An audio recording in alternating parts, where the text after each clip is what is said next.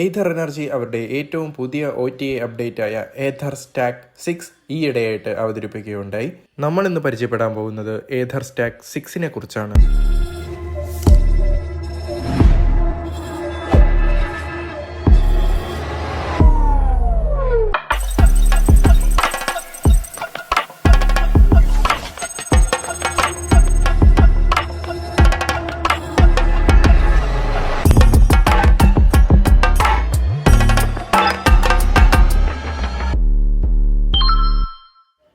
Okay, ഇതാണ് നമ്മൾ updated Ather stack 6 dashboard version.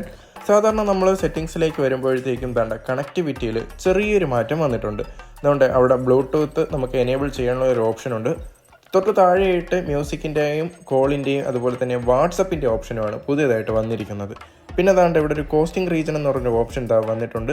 നമുക്കത് ഇതിന് മുന്നേ ഇപ്പോൾ 450X Gen 4 വന്ന ഓപ്ഷനാണ്. അത് Gen 3 വന്നിട്ടുണ്ട്. കോസ്റ്റിംഗ് റീജൻ നമുക്ക് Gen 3 വണ്ടികൾക്കും കിട്ടിയിട്ടുണ്ട്. ബ്ലൂടൂത്തിൻ്റെ ഭാഗത്ത് വരുമ്പോഴത്തേക്കും നമുക്ക് ഒരു QR കോഡ് കാണാൻ പറ്റും. മൊബൈൽ ആപ്പിൽ നമ്മൾ ബ്ലൂടൂത്ത് എനേബിൾ ചെയ്ത് കൊടുത്താൽ മാത്രം മതി. ഡാഷ്ബോർഡിൽ ഇതിന് മുന്നേ കണക്ട് ചെയ്തത് കൊണ്ട് നമുക്ക് ഈസിലി കണക്റ്റായി കിട്ടിയിട്ടുണ്ട്. അതുകൊണ്ട് അവിടെ എൻ്റെ ഒരു മൊബൈൽ കൊടുത്തിട്ടുണ്ട്.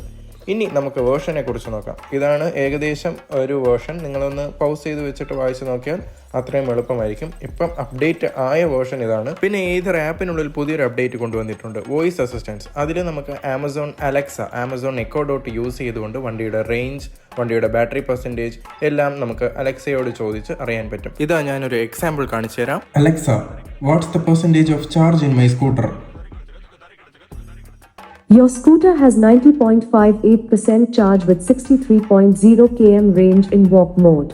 ഇതേ കണ്ടില്ലേ, ഇതേപോലെ ആയിരിക്കും അലക്സ റെസ്പോണ്ട് ചെയ്യുന്നത്. അടുത്തതായിട്ട് ഏറ്റവും മെയിൻ ആണ് വാട്സപ്പ് മെസ്സേജ് നമുക്ക് വ്യൂ ചെയ്യാൻ പറ്റും. ഇതാണ്ട് ഇപ്പം ഞാനൊരു സാമ്പിൾ മെസ്സേജ് എൻ്റെ ഫോണിൽ നിന്ന് അയച്ചിട്ടുണ്ട്.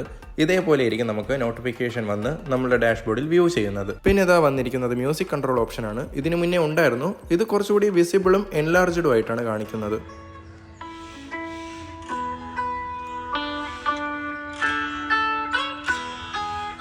പിന്നെ അതുപോലെ തന്നെ ഡാഷ്ബോർഡിൽ കാണിക്കുന്ന റേഞ്ചിനും വ്യത്യാസം വരുത്തിയിട്ടുണ്ട് ഓരോ മോഡിലും. പിന്നെ അതുപോലെ തന്നെ കോളിങ്ങിൻ്റെ UAയിൽ ചെറിയൊരു വ്യത്യാസം വരുത്തിയിട്ടുണ്ട്. അതുകൊണ്ട് ഇതേപോലെ നമുക്ക് സ്റ്റാർട്ട് സ്വിച്ച് പ്രസ് ചെയ്തുകൊണ്ട് നമുക്ക് വ്യൂ ചെയ്യാം. അതുപോലെ തന്നെ ഡാഷ്ബോർഡിൽ ടച്ച് ചെയ്തുകൊണ്ട് നമുക്ക് വ്യൂ ചെയ്യാം ആരാണ് വിളിക്കുന്നത് എന്നുള്ളത്.